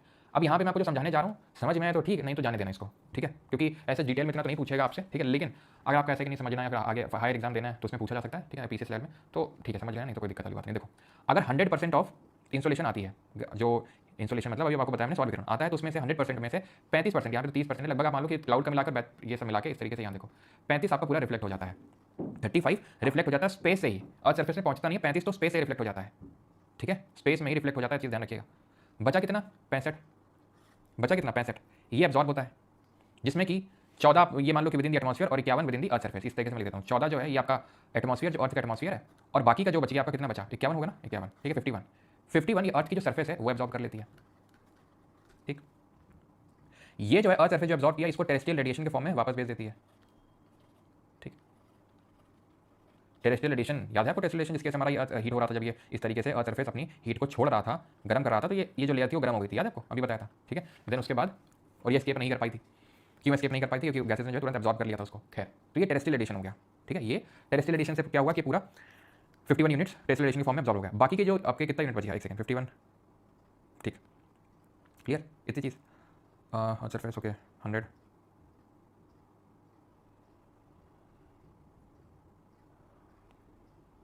ठीक है। ओके, तो अर्थ सरफेस ने टेस्लेशन के फॉर्म में इसको वापस कर दिया, जिसमें डिफरेंट जो हमारी चीज़ें वो अपने जैसे फॉर एग्जांपल एटमॉस्फेयर हो गया, ठीक है, डिफरेंट चीज़ें अपने अपने हिसाब से इसका एब्जॉर्प्शन कर लेंगी। ये जो बाकी का जो 14 बचा था हमारा, जो 14 बचा था, ये स्पेस में चला जाता है एटमॉस्फेयर, यानी अर्थ सरफेस में स्ट्राइक किया ही नहीं था। ठीक है, यानी कि जितना हीट रिसीव किया अर्थ ने उतना ही वापस भेज दिया। तो यहाँ पर इस तरीके से क्वेश्चन बन सकता है कि कितना पार्ट होता है हमारी इंसुलेशन का जो अर्थ सरफेस में कभी पहुंचता ही नहीं है, वो कितना होता है 35 होता है 35। जो पहुंचता है उसमें से क्या डिस्ट्रीब्यूशन होता है एटमॉस्फेयर में, जो कितना एब्जॉर्ब करता है अर्थ सरफेस कितनी एब्जॉर्ब करती है, 14 एटमॉस्फेयर एब्जॉर्ब करेगा, 51 अर्थ सरफेस एब्जॉर्ब करेगी। इतना बस तुम ध्यान रखना, ठीक है, इतने में तुम्हारा काम हो जाएगा। और बाकी ये तो मैंने आपको बताया कि इस तरीके से हीट होता है कि भाई इस तरीके से टेस्लेशन की वजह से हमारा ये जो लेयर्स हैं वो हीट होती हैं। फिर ये जो हीट हुई है लेयर, ये क्या करेंगी, कन्वेक्शन की वजह से हीट को ऊपर ट्रांसफर करेंगी। ठीक है, चलो हीट बजट खत्म, टेम्परेचर इन्वर्जन पे आते हैं। अभी हम अगली लेयर पे आए ही नहीं है स्ट्रेटोस्फीयर पे, लेकिन जब आएंगे तो विदिन 10 मिनट सारी खत्म हो जाएंगी। यहीं पे इतने सारे फिनोमेना हैं जिनके बारे में अच्छे से पढ़ना है। अब आते हैं टेम्परेचर इन्वर्जन पे। तापीय व्युत्क्रमण, ऊपर जाने में टेम्परेचर डिक्रीज होता है, तापमान घटता है। लेकिन अगर ऐसा ना होकर तापमान बढ़ जाए, टेम्परेचर इंक्रीज हो जाए, तो उसको बोल देते हैं टेम्परेचर इन्वर्जन। इन्वर्जन का मतलब ये होता है कुछ पलट गया, कुछ उल्टा हो गया, इन्वर्ट हो गया। तो क्या पलट गया, टेम्परेचर का जो नेचर है वो चेंज हो गया, वो पलट गया। जो पहले डिक्रीज हो रहा था अब वो इंक्रीज होने लगा। ऐसा क्यों होने लगा वो अब आप समझेंगे यहाँ पे, ठीक है, वो आप यहाँ पे समझेंगे। फेवरेबल जो कंडीशन है बाद में देखेंगे, पहले समझ लो, फील ले लो, उसके बाद। दिन में क्या होता है, आपकी हीट आती है, ठीक है, और रात के समय क्या होता है, रात के समय में हीट वापस जाती है। सर्दियों का समय आ रहा है अभी धीरे धीरे, ठीक है, आपका सर्दियों का समय आ रहा है। सर्दियों में रात लंबी होती है कि छोटी होती है, बता से लंबी होती है एकदम, लेकिन क्या करें, लंबी रात होती है, लेकिन फिर भी ज़्यादा कुछ कर नहीं पाते उस रात में। खैर कोई नहीं, तो रात लंबी होती है, तो यानी कि आप मुझे बताओ कि हीट पूरी एस्केप हो जाएगी कि नहीं हो जाएगी। एक ऐसा पॉइंट आएगा जहाँ पे अर्थ सरफेस जो है वो ठंडी हो जाएगी, ठंडी हो जाएगी, क्योंकि रात बहुत लंबी थी, और क्योंकि सर्दियों की रात है। ध्यान रखना, सर्दियों की बात कर रहा हूँ मैं, क्योंकि सर्दियों की है तो उतनी हीट आई भी नहीं होगी दिन में, और जो आई वो चली भी गई। इसकी वजह से क्या होगा, हमारी अर्थ की सरफेस सर्दियों में बहुत ठंडी हो जाती है, जिसकी वजह से उसकी जो पास की जो लेयर्स होती हैं, और जो गैसेस की जो लेयर्स होती हैं, वो कूल डाउन हो जाती हैं ड्यू टू अगेन कंडक्शन। बहुत ठंडी हो जाती है क्योंकि उसके कॉन्टैक्ट में, ये बहुत ठंडी हो जाती है क्योंकि ये कॉन्टैक्ट में कंडक्शन की वजह से। लेकिन ऊपर तो अभी गर्मी है, क्योंकि जो हीट एस्केप की है उसको तो पकड़ के रखेंगी ना, कौन, ग्रीन हाउस गैसेस। यहाँ पे बहुत ज़्यादा उसको पकड़ के रखेंगी। सर यहाँ पे भी पकड़ के रखा होगा, लेकिन अर्थ सरफेस के डायरेक्ट कॉन्टैक्ट में आने की वजह से जो उसके पास में वो ठंडी हो गई होंगी। तो अब जब हम ऊपर जाएंगे तो टेम्परेचर बढ़ा नहीं, सॉरी घटा नहीं, बढ़ा हुआ मिलेगा, क्योंकि यहाँ पर ठंडी हवा हो गई और ऊपर गर्म हवा हो गई है। तो ऊपर जाने में टेम्परेचर डिक्रीज नहीं करेगा, इंक्रीज करेगा। इसी को बोलते हैं टेम्परेचर इन्वर्जन। इसके लिए फेवरेबल कंडीशंस यानी कि अनुकूल परिस्थितियाँ क्या होती हैं, एक तो लंबी शीतकालीन रात होनी चाहिए, तभी जब लंबी रात होगी तो पूरी हीट जो एस्केप कर जाएगी, ये ठंडी हो जाएगी, उतना इंसोलेशन आया भी नहीं था, जो आया वो चला गया। और क्योंकि अभी ठंडियों की रात है तो ये अर्थ सरफेस पूरी ठंडी हो जाएगी, तो ये जो उसके क्लोज लेयर है वो ठंडी हो जाएगी, लेकिन ऊपर तो गर्म लेयर का पूरा वो बना हुआ है। इसको हम इन्वर्जन लिड बोल देते हैं, ठीक है, इसको हम इन्वर्जन लिड बोल देते हैं। खैर समझ में, long winter night, during long night earth surface loses heat rapidly through radiation cooling the air near the surface. तो हीट रेडिएट हो जाएगी और जो सरफेस में है वो कूल डाउन हो जाएगी। अब स्टिल एयर चाहिए, शांत हवा चाहिए। शांत हवा क्यों चाहिए, काम and stable air prevents the mixing of cold surface air. अगर शांत हवा नहीं रहेगी, बहुत ज़्यादा टर्बुलेंस रहेगा एयर में, बहुत ज़्यादा हवा चल रही होगी इधर उधर, तो क्या होगा, वार्म और कोल्ड एयर आपस में मिक्स हो जाएंगी। तो काहे का टेम्परेचर इन्वर्जन तुमको देखने को मिलेगा, गर्म हवा और ठंडी हवा आपस में मिल जाएंगी, कोई टेम्परेचर इन्वर्जन देखने को नहीं मिलेगा।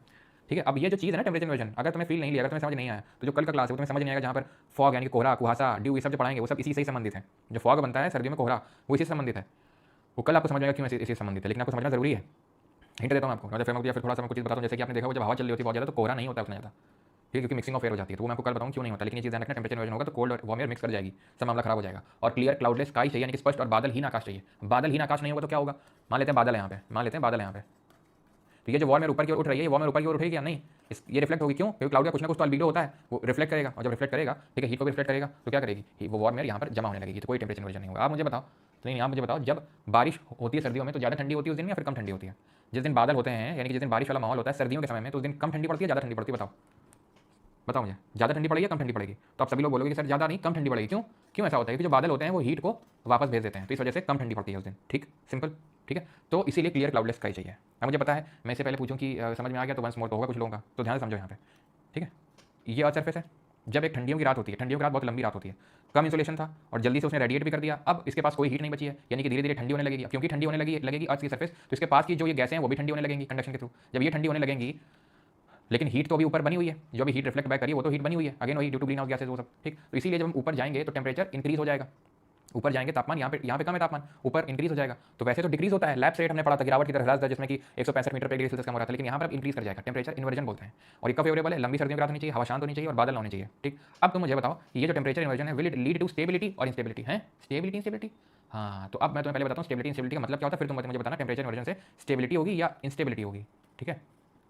स्टेबिलिटी का मतलब है नो बारिश, यानी क्लाउड कुछ नहीं है, नो क्लाउड फॉर्मेशन तो नो बारिश, यहाँ पे दबा के बारिश। इंस्टेबिलिटी का मतलब होता है बारिश और स्टेबिलिटी का मतलब होता है नो बारिश, ठीक है। तो अब मुझे बताओ जब टेम्परेचर इन्वर्जन होगा तो इट विल प्रमोट स्टेबिलिटी और इंस्टेबिलिटी ऑफ द एटमॉस्फेयर। फिर मैं आपको बताता हूँ उत्तर।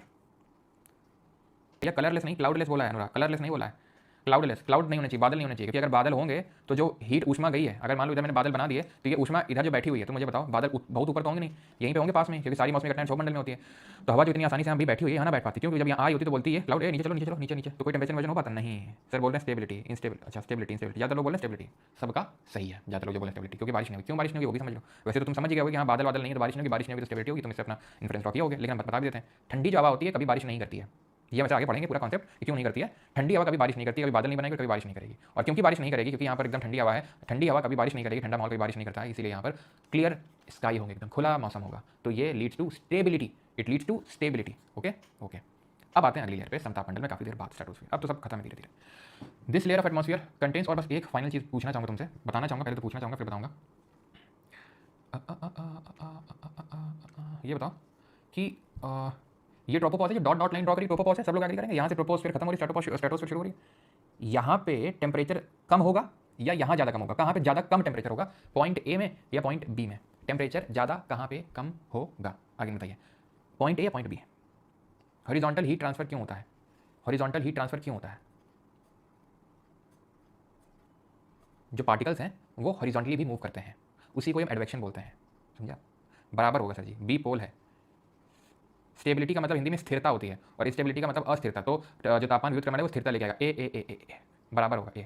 बेटा कारण बताओ ए, ठीक है, और ज़्यादा स्टेट सबका गलत है, बताओ अब बताओ कारण क्या है, सबका गलत है, जो चेपे हो ना सब एक दूसरे का देख के, बिना गूगल जाए बताना। चलो तुम गूगल का कि भाई वहाँ पर मैं पूछूँ टेम्परेचर कहाँ कम होगा, कहाँ ठंडे होगी ज़्यादा, कहाँ बी में ठंडा होगा, ए में ज़्यादा ठंडा होगा, भाई बी में ठंडा होगा, ए में ठंडा होगा, तुम लोग के पल्ली नहीं पड़ा, मैं पूछ के आ रहा हूँ, अरे कुछ नहीं, क्लाउड लाउड ध्यान रखना। यहाँ पे जो टेम्परेचर होता है, यहाँ पे जो टेम्परेचर होता है वो ज़्यादा ठंडक की तरफ होता है, नहीं, लगभग -60 डिग्री सेल्सियस, 70 -70 डिग्री सेल्सियस, यहाँ पे सिर्फ -40 डिग्री सेल्सियस तक होता है, यहाँ पे ज़्यादा ठंडी होती है, ये तो इक्वेटर होने के बावजूद भी। क्यों? क्योंकि ये 18 किलोमीटर, 8 किलोमीटर, और हर किलोमीटर पे 6.5 डिग्री सेल्सियस टेम्परेचर कम होता है, यहाँ 18 बार 6.5 डिग्री सेल्सियस कम होगा, और यहाँ सिर्फ 8 बार 6.5 डिग्री सेल्सियस टेम्परेचर कम होगा, इसलिए यहाँ पे उतना ज़्यादा कम नहीं होगा इस वाले पॉइंट पे जितना कि ए पे कम होगा, तो ध्यान रखना, ठीक है।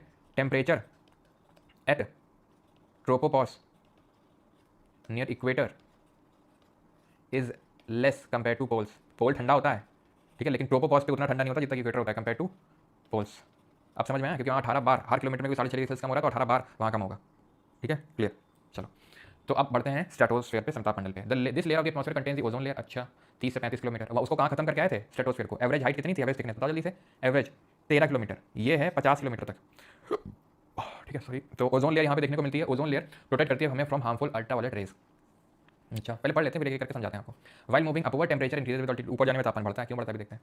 ये वाला समझ लो, jet plane fly in this layer, जो जेट प्लेन होते हैं वो जो भाई जो विमान होते हैं, बैठे हुए विमान में कितने लोग बैठे हो, वो यहीं पड़ते हैं, क्यों उड़ते हैं यहाँ पे, क्यों उड़ते हैं, क्योंकि यहाँ पे कोई मौसमी घटनाएं नहीं होती हैं, क्योंकि यहाँ ज़्यादा बादल वगैरह नहीं होते हैं, बारिश वगैरह नहीं होती हैं, तो आराम से यहाँ पे उड़ सकता है। आपने देखा होगा कि जो है उसको ऊपर ले जाया जाता है, विमान को ऊपर ले जाया जाता है, और जैसे ही पहले शुरू में टर्बुलेंस होती है, यहाँ पे जब ऊपर जाता है तो हल्का सा वो हिलता है वो, ठीक है, इधर उधर डगमगाता है, फिर आराम से स्टेबल हो जाता है वो, और स्टेबल होकर फिर स्टेबल, फिर जब नीचे आता है तो फिर हल्का सा उसमें टर्बुलेंस होता है, क्यों, क्योंकि जहाँ पर बहुत ज़्यादा बादल वगैरह होंगे तभी टर्बुलेंस होता है, बादल या बारिश हो रही होगी। अब हुआ क्या, मैं अपना किस्सा बताता हूँ, 2 बार जहाँ बैठा हूँ, ठीक है, एक बार तो यूपीएससी के पैसों में बैठा हूँ, और दूसरा बार अभी बस कुछ ही दिन पहले, मतलब कुछ ही टाइम पहले भी बैठा हूँ, ठीक है।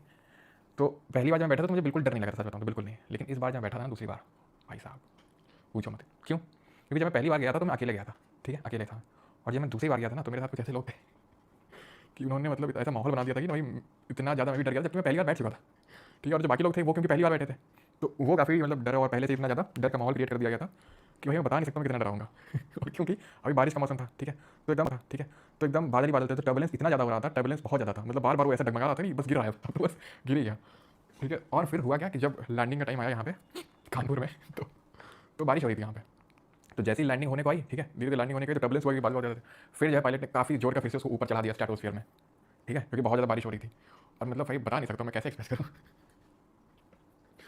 ठीक है, कि क्या हो रहा है भाई, और लगभग ये मान लो कि 45 मिनट्स तक रफली वो ऐसे ही घुमाता रहा पूरे कानपुर में से ऐसे मुझे लग रहा, मैं सच बता रहा हूँ, मेरा यही था कि भाई भगवान आज उतार, तो आज के बाद कभी प्लेन पे नहीं बैठूंगा, सच बता रहा हूँ, और क्लास भी टाइम पे लूँगा आज से मैं, वो बात अलग है कि भाई क्लास तो मैं अभी भी टाइम पे नहीं लेता हूँ, लेकिन हाँ डर काफ़ी लगा, ऊपर कर नहीं सकते क्योंकि फिर फ्यूल कंजम्पशन ज़्यादा होगा, तो ऐसी सेफ जगह में ले जाते हैं जहाँ पर बादल नीचे हों, बादल बड़े प्यारे लगते हैं, ठीक है, ऊपर से देखने में, तो ये वाला तो पॉइंट आपको समझ आ गया, ठीक है, हाँ नहीं सच बता रहे हैं। चलो तो स्ट्रेटोपोज डिवाइड्स स्ट्रेटोस्फीयर एंड मेसोस्फीयर, ठीक है, तो स्ट्रेटोपोज है वो डिवाइड करता है स्ट्रेटो, हाँ बिल्कुल, मतलब समझ सकते हो, होता है दैट इज O3, ठीक है, ओजोन बनती कैसे।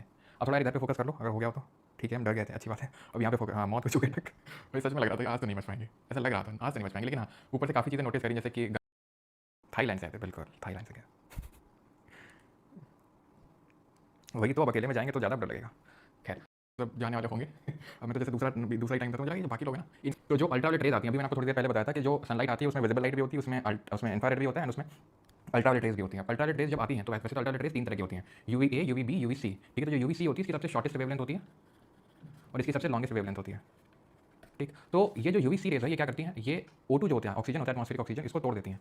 ठीक है, और फ्री ऑक्सीजन क्रिएट कर देती हैं। ये फ्री ऑक्सीजन क्या करता है, जो O2 है उसके साथ मिक्सअप करके O3 बना देता है। तो जब ये यूवीसी हिट करती है सबसे पहले जो ऑक्सीजन है वहाँ पे स्ट्रेटोस्फीयर में, क्योंकि ऑब्वियस सी बात है, अभी हमारी अर्थ है, यहाँ O2, यहाँ O2, यहाँ O2, यहाँ O2, तो सबसे पहले कौन सी O2 कॉन्टैक्ट में आएगी, जो सबसे ऊपर O2 वही कॉन्टैक्ट में आएगी। तो यहाँ पे धीरे धीरे धीरे क्या बनता है, यहाँ पर ओजोन लेयर बन जाती है, ओजोन की परत बन जाती है, और ये ओजोन परत अगेन यूवीसी को ब्लॉक कर देती है। UVC rays that do not reach the earth surface because they are comparatively absorbed by the atmosphere. Harmful effects of UVC are minimal. ठीक है, क्योंकि ये रीच नहीं करती, अगर रीच कर जाए तो सबसे ज़्यादा डेंजरस यूवीसी है, लेकिन क्योंकि इसकी जो वेवलेंथ है वो शॉर्टेस्ट होती है, क्योंकि ये पहले अब्सॉर्ब हो जाती है बाय द ओजोन लेयर, ठीक है, तो ये पूरी रीच नहीं कर पाती है। It is found in the stratosphere, ozone layer की अगर बात करें, एंड कहाँ पर पाई जाती है, तो 30 to 35 किलोमीटर की जो हाइट होती है वहाँ पर, एंड इसी क्योंकि ये आने नहीं देती है, अब्सॉर्ब कर लेती है उसको, इसीलिए स्ट्रेटोस्फीयर में, समताप मंडल में जो तापमान है, जो टेम्परेचर है वो भी बढ़ता है ऑल्टीट्यूड से। स्ट्रेटोस्फीयर में कम हो रहा था, स्ट्रेटोस्फीयर में बढ़ेगा, यानी कि क्षोभ मंडल में कम हो रहा था और जो समताप मंडल है उसमें बढ़ रहा था ये। ठीक है, तो ये समताप मंडल में पाई जाती है। Ozone day is celebrated on 16 September to commemorate the adoption of the Montreal protocol in 1987 Montreal Canada. अब है क्या कि अब है क्या ना कि हमने क्या किया कि हमने इतना ज़्यादा CFC का एमिशन किया, क्लोरोफ्लोरोकार्बन का एमिशन किया। क्लोरोफ्लोरोकार्बन क्या चीज़ होती है, तो ये जो हम रेफ्रिजरेटर, AC वगैरह इस्तेमाल करते हैं तो उससे निकलते हैं क्लोरोफ्लोरोकार्बन।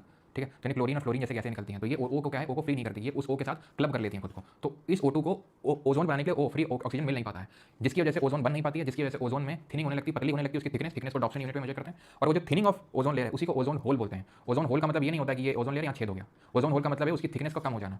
ठीक है, जो अभी अंटार्कटिका में कुछ टाइम पहले हो गया था, लेकिन अभी फिर से वो ओजोन होल जो था वो फिर से भर गया है वो सब कुछ। ठीक है, तो उसकी थिकनेस को डॉप्सन यूनिट में मेजर करते हैं। ओजोन डे 16 सितंबर को इसलिए मनाते हैं बिकॉज इसी दिन 1987 में मॉन्ट्रियल कनाडा में प्रोटोकॉल हुआ था। ये प्रोटोकॉल इसको हटाने के लिए, CFC को, क्लोरोफ्लोरोकार्बन को हमारे एटमॉस्फेयर से फेज आउट करने के लिए किया गया था, सो दैट कि हमारी ओजोन लेयर को डिस्ट्रक्शन ना हो, नहीं तो हमें डिस्ट्रक्शन होगा, नहीं तो हमें सनस्क्रीन और ज़्यादा लगाना पड़ जाएगा। ठीक है, तो ये चीज़ ध्यान रखना, UVC तो नहीं आ पाता है, ब्लॉक कर लेता है, अगर आगे तो बहुत डेंजरस है। UVB और UVA आते हैं और ये जो है डैमेज करते हैं, स्किन एजिंग और डैमेज वगैरह करते हैं, एंड ये अगर बहुत ज़्यादा मात्रा में आ गया तो DNA में भी, DNA तक में भी डैमेज करने का रखते हैं। ठीक है, अल्ट्रावायलेट B और अल्ट्रावायलेट A, UVC तो कंप्लीटली अब्सॉर्ब हो जाता है, UVC का शॉर्टेस्ट वेवलेंथ होता है, UVA का सबसे लॉन्गेस्ट होता है। आई थिंक ओजोन के बारे में सारी चीज़ें क्लियर है, अगली लेयर पे आते हैं। तो हमने स्ट्रेटोस्फीयर के बारे में क्या पढ़ा, या प्रोपोज स्ट्रेटोस्फीयर के बारे में दोनों में रिवाइज करते हैं, देन अगली बढ़ते हैं। ठीक है, आंखें बंद करेंगे सभी लोग, दोनों का रिवाइज करते हैं। ट्रोपोस्फीयर में सारी वेदर फिनोमेना, मौसमी घटनाएं होती हैं, ऊपर जाने में टेम्परेचर डिक्रीज होता है, लैब स्टेट बोलते हैं, 1 किलोमीटर में 4.5 degree Celsius, 165 degree Celsius temperature कम होता है।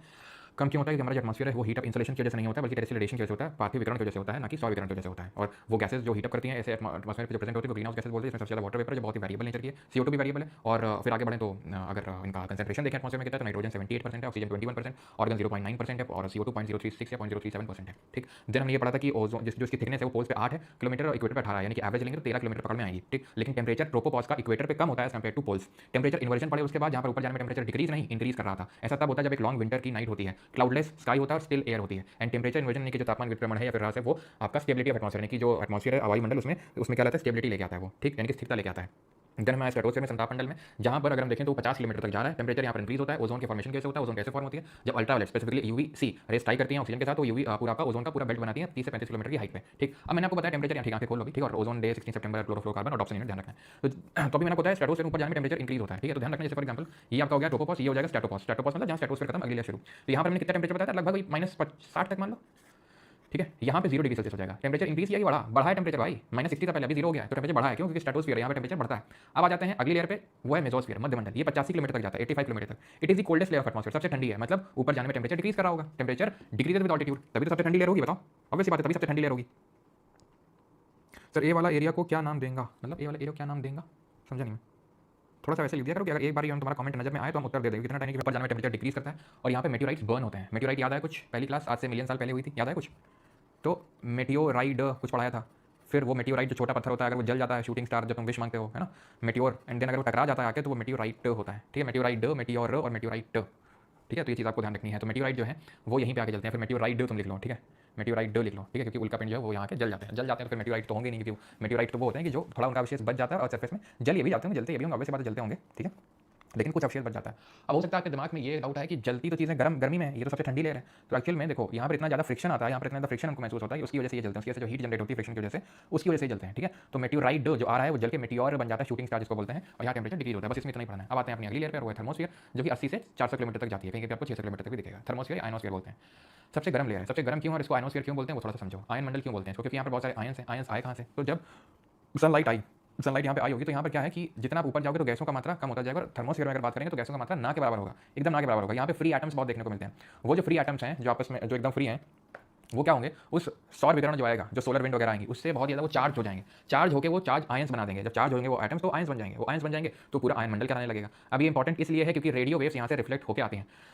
रेडियो वेव्स रिफ्लेक्ट होकर यहीं से आती हैं। अब रेडियो वेव ऐसे हॉरिजॉन्टली ट्रांसफर नहीं कर सकते, इतने ज़्यादा बैरियर्स होते हैं, तो हम इस तरीके से इसको ट्रांसफर करवाते हैं रेडियो वेव्स को। Radio waves transmitted from the earth are reflected back to the earth by this layer. It contains electrically charge particles known as ions and it is known as ionosphere. मैंने बता दिया। ऊपर जाने में temperature increase करता है। ठीक, तो हमने क्या समझा, हमने ये समझा कि ऊपर जाने ट्रोपोस्फियर में घटता है, ऊपर जाने में स्ट्रेटोस्फियर में बढ़ता है, मेसोस्फियर में फिर घटता है, थर्मोस्फियर में फिर बढ़ता है, यानी ऑल्टरनेटिवली ये काम होता रहता है। ठीक, ऑल्टरनेटिवली इस तरीके से काम होता है। तो ट्रोपोस्फियर में पहले घटेगा, फिर बढ़ेगा स्ट्रेटोस्फियर में, फिर मेसोस्फियर में फिर घटेगा, फिर थर्मोस्फियर में बढ़ेगा। तो घटना बढ़ना इस तरीके से लगा रहता है। घटता है जब टेंपरेचर, तो उसको बोलते हैं lapse rate. Okay, positive lapse rate बोलते हैं उसको, पॉजिटिव लैप्स रेट। अगर घटने को पॉजिटिव लैप्स रेट बोल रहे हैं तो बढ़ने को क्या बोलेंगे, बढ़ने को बोलेंगे नेगेटिव लैप्स रेट। अगर घटने को पॉजिटिव लैप्स रेट बोल रहे हैं, पॉजिटिव लैप्स रेट का मतलब ये कि टेंपरेचर घट रहा है, पॉजिटिव है, बढ़ रहा है नेगेटिव लैप्स रेट, घट रहा है अगेन पॉजिटिव लैप्स रेट, बढ़ रहा है अगेन नेगेटिव लैप्स रेट। समझ में आया? तो ये नेगेटिव पॉजिटिव इस तरीके से चलता है। ये थोड़ा सा ध्यान रखना कि घटने को लैप्स रेट हमने पढ़ा है, टेंपरेचर के घटने को लैप्स रेट बोलते हैं। तो अपने आप में तो पॉजिटिव ही होगा ना वो चीज़, तो नेगेटिव तो उसका उल्टा होगा।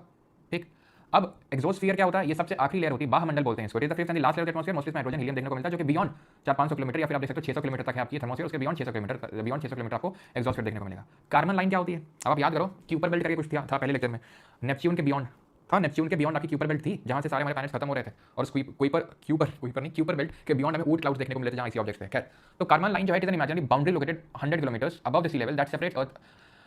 अब जैसे कि ये मार्स था, ये जुपिटर था, तो ये एक एस्टेरॉइड बेल्ट थी। इमेजिनरी तो थी नहीं, यहाँ बड़े बड़े पत्थर घूम रहे थे, इमेजिनरी तो ऐसा कुछ था नहीं, लेकिन इमेजिनरी है 100 किलोमीटर में, जहाँ पर गैसेस ऑलमोस्ट खत्म हो जाती हैं। तो ये एक तरीके से एटमॉस्फेयर और स्पेस के बीच की लाइन है।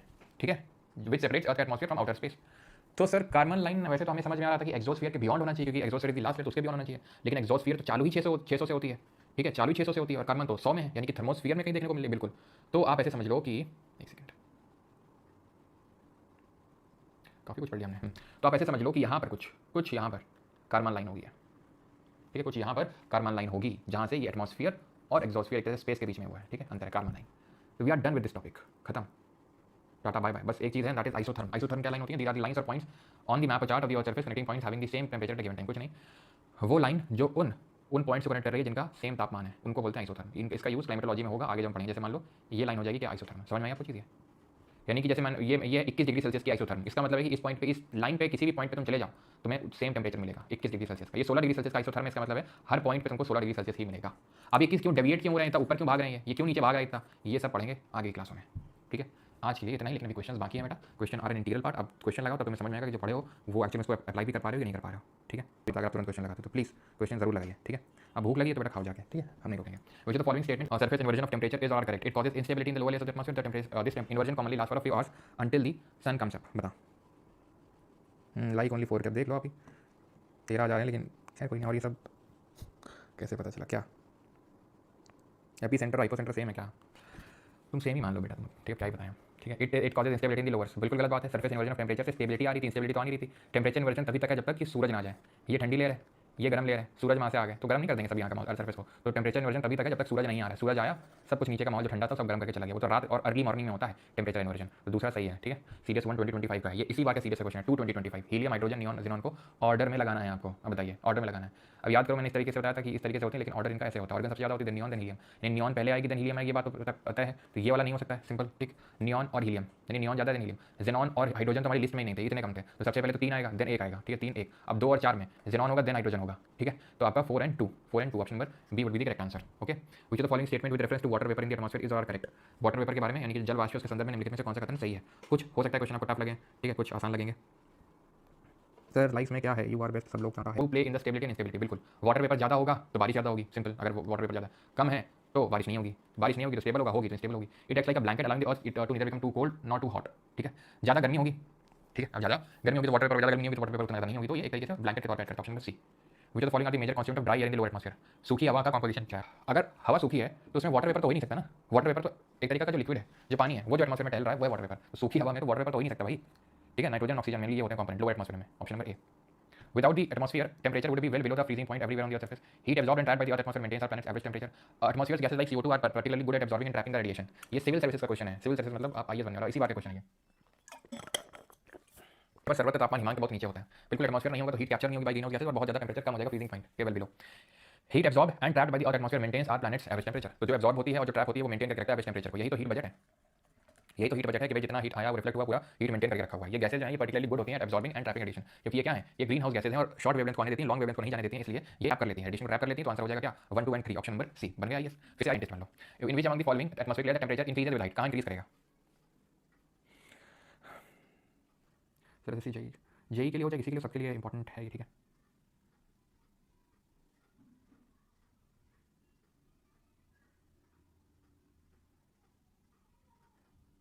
चलो, तो यहाँ पर पूछ रहा है टेंपरेचर किसके साथ इंक्रीज करेगा। तो टेंपरेचर आपको बताओ कि ट्रोपोस्फेयर में डिक्रीज कर रहा था, मेसोस्फेयर में डिक्रीज कर रहा था, स्ट्रेटोस्फेयर और थर्मोस्फेयर, क्योंकि यहाँ पर ओजोन लेयर और क्योंकि यहाँ पर आयंस हैं, तो उसके से इंक्रीज करता है। बन गया साइंटिस्ट। जो लोग नहीं बन पाए फिर से बन जाओ साइंटिस्ट।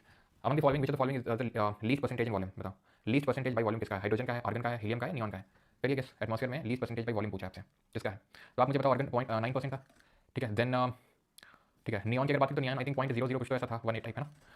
हीलियम तो 0.0005 है ना, 3.05%। हाइड्रोजन बहुत कम होता है, ठीक है, हाइड्रोजन बहुत कम होता है। Option number A. Consider the following statement with reference to the structure of the earth atmosphere. भाई लेफ्टिनेंट या कर्नल सीधा अगर मेजर बनना है किसी को तो बन सकता है इस क्वेश्चन के थ्रू। Consider the following statement with reference to structure of the earth atmosphere. Thickness of troposphere is greatest at the equator, यानी कि क्षोभ मंडल की मोटाई विषुवत रेखा, विषुवत ध्रुव पर सबसे अधिक होती है। Air temperature of the troposphere is highest above the poles, यानी कि क्षोभ सीमा में वायु का तापमान ध्रुवों के ऊपर सबसे अधिक होता है। The temperature in troposphere decrease at the rate of 1 degree Fahrenheit for every 165 metre of height. अगर आप सीधा मेजर ना बन पाए तो इसका मतलब आपने क्लास को ध्यान से नहीं देखा है, ठीक। दूसरा, air temperature of the tropopause is highest at the poles. Poles पे हाईएस्ट था कि इक्वेटर पे हाईएस्ट था? एयर टेंपरेचर पोल्स पे था हाईएस्ट, सिंपल, सही है।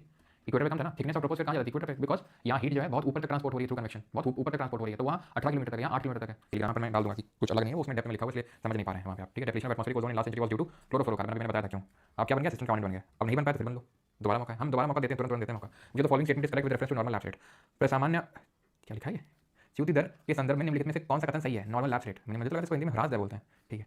Temperature is highest eight ground level and decrease with increase altitude. अब बताओ क्या टेंपरेचर हाईएस्ट होता है ग्राउंड लेवल पे एंड डिक्रीज होता है इंक्रीजिंग ऑल्टीट्यूड पे? बिल्कुल सही है, यही होता है नॉर्मल लैप्स रेट, जो कि पॉजिटिव होता है, ध्यान रखना, it is positive lapse rate. Negative क्या होता है? जो स्ट्रेटोस्फीयर में होता है, जो थर्मोस्फीयर में होता है, जहाँ टेंपरेचर इंक्रीज करता है। टेंपरेचर लोवेस्ट, ये तो टेंपरेचर इन्वर्जन में होता है, जो तापमान में व्युत्क्रमण हो रहा था उसकी वजह से होता है, ठीक है, चीज ध्यान रखना। ओके, आगे बढ़ते हैं। समझ में आ गया नहीं वाला? आसान था ये भी, कोई टफ नहीं था ये।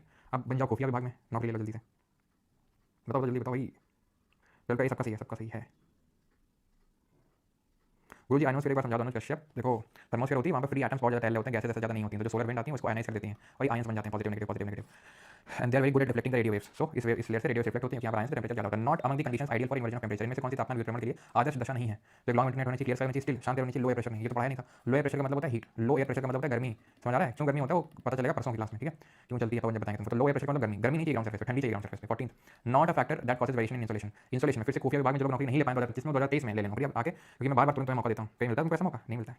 Why not D in the 12th question? Temperature first increases with increasing altitude and gradually starts decreasing. The following statement is correct with reference to the normal lapse rate. Temperature is highest at the ground level and decreases with increasing temperature first increases with D क्यों नहीं होगा भाई? Temperature first increases with increasing altitude, increase नहीं होता है ना, decrease होता है। टेम्परेचर डिक्रीज होता है, टेम्परेचर डिक्रीज होता है ऊपर आने पे इंक्रीजिंग ऑल्टीट्यूड से। तो यहाँ पे क्या था? हाँ ठीक है, वेरिएशन इंसोलेशन। तो इंसोलेशन किस फैक्टर पे था? Transparency of atmosphere, latitude, altitude, altitude भी था वहाँ पे, अगर देखो ऑल्टीट्यूड था और क्या था? रोटेशन था, एंगल ऑफ इंक्लिनेशन था। अब कुछ मुझे समझाना है, पता नहीं तुम लोगों ने उसमें डाउट पूछा क्यों नहीं है। जैसे यहाँ पे मैंने लिखा है, यहाँ पे जैसे मैंने ऑल्टीट्यूड लिखा, किसी ने पूछा क्यों नहीं है? क्या समझ गए थे? ऑल्टीट्यूड ऊंचाई, ये मैंने बताया नहीं था पोजीशन के बाद। तो ऑल्टीट्यूड का मतलब ऊंचाई, जैसे for example let's consider two places which are located at the same latitude, मिटेगा नहीं, ठीक है। ये मान लेते हैं दिल्ली है, ये सिक्किम है, ठीक है, मान लेते हैं सेम लैटिट्यूड में है। दिल्ली में ज़्यादा गर्मी पड़ती है सिक्किम में, तो सिक्किम में एकदम ठंडा माहौल रहता है, पूरी बर्फ जमी रहती है वहाँ पे। तो सिक्किम में तुमने देखा सर, गए तो नहीं है लेकिन वो देख रहे थे ब्लॉग्स वगैरह, तो उसमें एकदम बर्फ जमी रहती है, एकदम ठंडी हवा चलती है। दिल्ली में सर गर्मी में बुरा ही हाल हो जाता है, यहाँ पे तो हमेशा ठंडी रहती है। ऐसा क्यों? लैटिट्यूड तो सेम है, तो इंसोलेशन अगर लैटिट्यूड के हिसाब से डिपेंड करता है तो सेम इंसोलेशन मिलना चाहिए। तो फिर कारण इसका ये कि जो सिक्किम बहुत हाइट पे लोकेटेड है, बहुत ऊंचाई पे लोकेटेड है, वो एक हिमालयन स्टेट है, बहुत ऊंचाई पे वो, क्योंकि ऊंचाई में जाने में टेंपरेचर घटता है। क्यों घटता है? क्योंकि जो आपकी एयर्स हैं उनकी डेंसिटी कम होती है, पहली बात तो, ठीक है, तो प्रेशर कम होता है और तापमान वहाँ घटता है। मैंने अभी बताया था कि ऊपर जाने में तापमान घटता है, तो इसी वजह से ऊपर जाओगे तो तापमान घटता चला जाएगा। तो भले सेम लैटिट्यूड पे है लेकिन ऑल्टीट्यूड क्योंकि ज़्यादा है तो इस वजह से वो इफेक्ट होता है ऑल्टीट्यूड से भी। तो रोटेशन भी एक फैक्टर है, okay. Angle of inclination of the sun ये भी है, लेंथ ऑफ द डे भी, वेजिटेशन कवर नहीं है, पढ़ाया था नहीं पढ़ाया था, बन गया खुफिया विभाग में, ठीक है। आईबी इंस्पेक्टर बन गए, अब नहीं बनना है तो फिर ले लो ये लेफ्टिनेंट कर बन लो, ठीक है। Which of the following is related to the global dimming, निम्नलिखित में से कौन सा वैश्विक दीप्त मंदता से संबंधित है? ग्लोबल डिमिंग डिम हो रही है, लाइट डिम हो रही है, मतलब कम लाइट आ रही है, कम सनलाइट आ रही है, कम सनलाइट आएगी तो टेंपरेचर कम हो जाएगा। Fall of temperature due to increase particulate, क्योंकि हम इतनी गंद मचा के रखे हुए हैं, इतना ज़्यादा पोल्यूशन कर रहे हैं एनवायरमेंट में, जिसके वजह से पार्टिकलेट मैटर है, जो पोल्यूशन के जो पार्टिकल्स हैं, डस्ट के जो पार्टिकल हैं, वो सनलाइट को आने नहीं दे रहे हैं, वो तो ग्लोबल डिमिंग हो रही है। और जब आएगी नहीं तो फिर गर्मी कहाँ से होगी? सरफेस में तो गर्म होगी ना, तो एटमॉस्फेयर गर्म हो पाएगा, ठीक है। तो ये चीज़ ध्यान रखना। तो टेंपरेचर का जो डिक्रीज हो रहा है ड्यू टू द इंक्रीज पार्टिकलेट्स, तो वो है ग्लोबल डिमिंग, ठीक है। चलो अबाउट इन्वर्जन ऑफ टेंपरेचर, लो इसी बार का है, इसी बार का कुछ महीनों पहले ही आप क्वेश्चन बनाए, तो टेंपरेचर इन्वर्जन के बारे में कौन सा सही है? देखो कुछ लोग भाग गए, 3000 लोग भाग गए, उनको लगा था कि इससे क्या ही होगा, इन समय तो क्या है, जाके मस्त खाता पीता हूँ, कुछ सोता हूँ, इंस्टाग्राम रील। सर मैं कान पर छेड़ो बोली, मैं पढ़ता हूँ सर, तो पढ़ते तो ठीक है, अच्छी बात है, अच्छी बात है, क्या किया जाए? यानी किया क्या कहना क्या चाहते हो? अबाउट इन्वर्जन ऑफ टेंपरेचर, तो कौन से temperature increases with increasing altitude? Yes, decrease होता है, लेकिन टेंपरेचर इन्वर्जन बोल रहा है तो उसमें इंक्रीज होता है। और long winter night with clear sky in ideal situation, long winter night होनी चाहिए, लंबी रात होनी चाहिए और क्लियर स्काई होना चाहिए, ठीक है, नहीं तो फिर मिक्सिंग हो जाएगी। It is a short term phenomenon, is common all over the globe except the poles. Poles में नहीं होता बाकी। अरे भैया मेरे राखी के बंधन को निभाना, पोल्स पे क्यों नहीं होगा? नहीं तुम बताओ, पोल्स पे तो ज़्यादा लंबी ठंडी रात होगी ना, पोल्स पे तो ज़्यादा लंबी ठंडी रात होगी, वहाँ पे तो वैसे भी बादल नहीं रहते, तो वहाँ पे तो आए दिन टेम्परेचर वर्जन होगा, क्योंकि वहाँ पे तो ज़्यादा लॉन्ग विंटर नाइट मिलेगा, फेवरेबल कंडीशन तो पोल पे ही है। Option number A which the following statement is true, series 1 2022। करो क्वेश्चन को पढ़ो।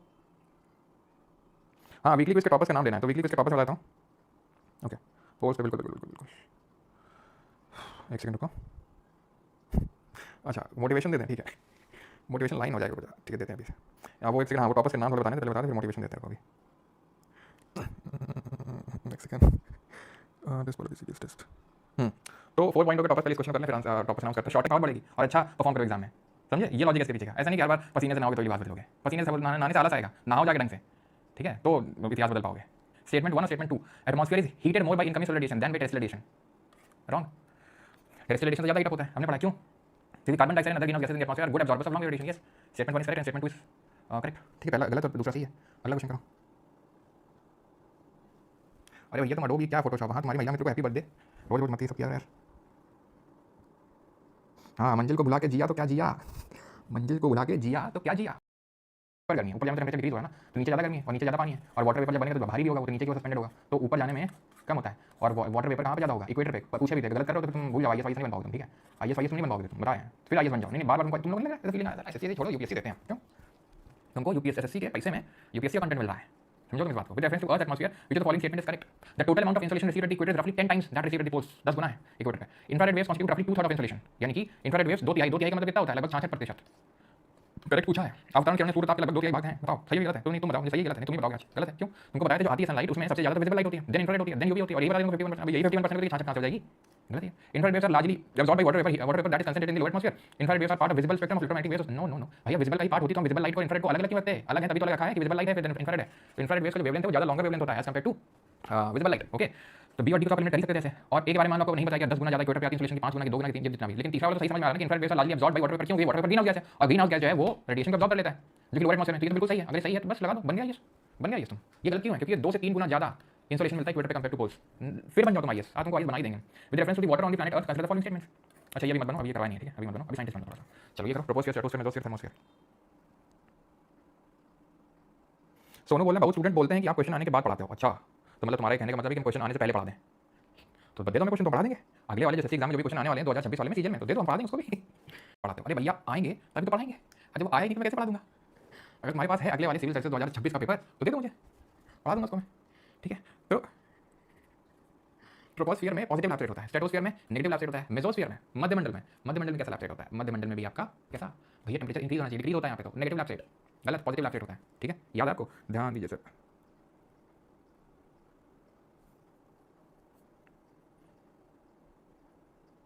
चलो तो ये समझ आ गई। और थर्मोस्फियर में टेम्परेचर बढ़ता है तो नेगेटिव लैप्स रेट, तो नेगेटिव लैप्स रेट तो कितना सही मैच है, एक ही सही मैच है बस, ठीक है। पॉजिटिव लैप्स रेट ट्रोपोस्फियर में, नेगेटिव लैप्स रेट स्ट्रेटोस्फियर में, पॉजिटिव मेसोस्फियर में, नेगेटिव थर्मोस्फियर में, तो एक ही सही आपको यहाँ पे, ठीक है। क्लियर है कि नहीं है, चलो बढ़ते हैं आगे। In which sphere of the atmosphere is harmful ultra radiation from the sun absorb, mesosphere, thermosphere, troposphere, stratosphere. किस स्फीयर ऑफ एटमॉस्फेयर में हार्मफुल अल्ट्रा रेडिएशन सन से एब्सॉर्ब होती है, स्ट्रेटोस्फियर सन तापमंडल, और मेनली कौन एब्सॉर्ब होती है, UVC radiations. 28 which of the following zones of atmosphere is the farthest from the earth surface, कौन सा जोन सबसे दूर है, दूर है, दूर है, आइनोस्फीयर, थर्मोस्फीयर जिसको बोलते हैं। The incident solar radiation is trapped bye constituents of the atmosphere and reflected partly toward the earth surface, ठीक है, partially trapped bye constituents of the atmosphere and reflected partly toward the earth. Microwaves, thermal infrared, ultraviolet या फिर short wave radiation, बताओ कौन से, कुछ को रख लिया जाता है, कुछ को फेंक दिया जाता है। जियो साइंटिस्ट का क्वेश्चन ये है भैया, एक तो को तो एलिमिनेट कर सकते हो, वो कौन सा है, वो है माइक्रोवेव, ठीक है। पार्टी आता है, पार्टी चला जाता है, that is thermal infrared waves, ठीक है, थर्मल इंफ्रारेड वेव्स होंगी यहाँ पे, ठीक है। ये तो following green house gas is man made कौन है, CO2 है, क्लोरोफ्लोरोकार्बन है, मीथेन है, या फिर नाइट्रस ऑक्साइड है। ध्यान रखना नाइट्रस से वोल्केनिज्म वगैरह होता है, मीथेन भी निकलती है नेचुरली प्रोड्यूस होती है, लेकिन ये नेचुरली प्रोड्यूस नहीं होता। Earth radiation that escapes to space is in a narrow band from 8 to 13 micrometre, more than 70% of the atmosphere. थोड़ा सा अच्छा लगा क्वेश्चन, जियो साइंटिस्ट का है, अच्छा लगा क्वेश्चन है, करिएगा। क्लाउड जो है, अब मुझे बताओ जो बादल हैं वो पुअर एब्जॉर्बर होंगे या पुअर एमिटर्स होंगे, क्या होंगे। क्लाउड जो है अच्छे एब्जॉर्बर होते हैं, ये अच्छे एब्जॉर्बर होते हैं, पुअर एब्जॉर्बर नहीं होते हैं। The most significant variable gases in the atmosphere are, variable gases में से कौन सी, वेरिएबल मतलब जो बहुत ही जिनका अमाउंट चेंज होता है, क्या बताया था, एक तो वाटर वेपर बताया था, क्योंकि अगर बहुत ज़्यादा धूप है, बहुत ज़्यादा गर्मी है, बहुत ज़्यादा पानी है तो वाटर वेपर रहेगा नहीं है, तो नहीं रहेगा, पोल्स पे चले जाओ नहीं रहता है। कार्बन डाइऑक्साइड, क्योंकि कार्बन डाइऑक्साइड हम इंजेक्ट करते रहते हैं एटमॉस्फेयर में, तो वहाँ से आ जाती है। और वेरिएबल मतलब बहुत ज़्यादा हाई लो सर, संडे वाला टेस्ट फ्री रहता है, फ्री नहीं रहता, जो बैच लोग हैं उनके लिए रहता है, ठीक है। चलो as compare to natural green house effect, the enhanced green house effect refers to the increase in average surface temperature of the earth to, as compare to natural green house effect, the enhanced green house effect refers to increase in average surface. क्यों क्यों, क्योंकि हमारी anthropogenic activity, anthropogenic का मतलब होता है man made या फिर ह्यूमन एक्टिविटीज की वजह से बहुत ज़्यादा टेंपरेचर इंक्रीज हो रहा है, जो हीट बैलेंस है, जो हीट बजट है, उसको हम क्या कर रहे हैं, डिस्ट्रॉय कर रहे हैं बहुत ज़्यादा गैसेस को एमिट करके। कुछ क्वेश्चन आप खुद से कर सकते हैं मेरे हिसाब से, क्यों ये समझ करना, स्नो स्लीट ये सब कल पढ़ाएंगे। चलो यूपी पीसीएस 2025 यानी इसी बार का जो प्रीलिम्स का पेपर हुआ था यूपीएससी का, उसका सवाल है ये ओजोन लेयर पे। Ozone layer shields the surface of the earth from the ultraviolet radiation from the sun. Ozone depletion has been linked to the chlorofluorocarbon. देख रहे हो, सीधा तुम क्या बनोगे, क्या बनोगे सीधा एसडीएम बनोगे सीधा जाकर, तुम बता रहे हैं तुमको। ठीक है, दोनों सही है, ऑप्शन में C both one and two. Hindi में सवाल आपका 50 तक क्वेश्चन करेंगे, उसके बाद आपका होमवर्क रहेगा। इसके बाद which layer of the earth atmosphere is responsible for protecting by blocking harmful terrestrial solar radiation. Stratosphere. ठीक, अगला region of earth atmosphere weather event अगर मौसमी घटनाएं। ठीक है, वाटर साइकिल अभी नहीं पढ़ा, water cycle what is the term अभी नहीं पढ़ाई आपका। ठीक है, हाँ ये वाला क्वेश्चन कर दो बस, फिर छुट्टी आपकी। बाकी के क्वेश्चन तो आपको मिल जाते हैं पीडीएफ, इसकी मिल जाती है पीडीएफ, तो आपको खुद से वो क्वेश्चन लगाने हैं। बाकी तो आपको नए क्वेश्चन भी मिलते हैं, एप्लीकेशन पे नए क्वेश्चन मिलते हैं, इस पीडीएफ में आपको, इस पीडीएफ के अलावा। ओके चलो, तो the process of vertical heating of the atmosphere is known as advection. No horizontal क्षैतिज जो उष्मा, ये हिंदी में क्वेश्चन आपका। ऊर्ध्वाधर तपन को नहीं बोलते, ऊर्ध्वाधर तपन को नहीं बोलते हैं, क्षैतिज तपन को बोलते हैं। ठीक है, जो वर्टिकल हीटिंग होती है उसको एडवेक्शन बोलते हैं। Transfer of heat to horizontal movement of air is called as convection. No horizontal वाले बोलते हैं एडवेक्शन। लू इवेंट्स इन नदर्न इंडिया, बल्कि बारिश वारिश ऐसे होती है कितने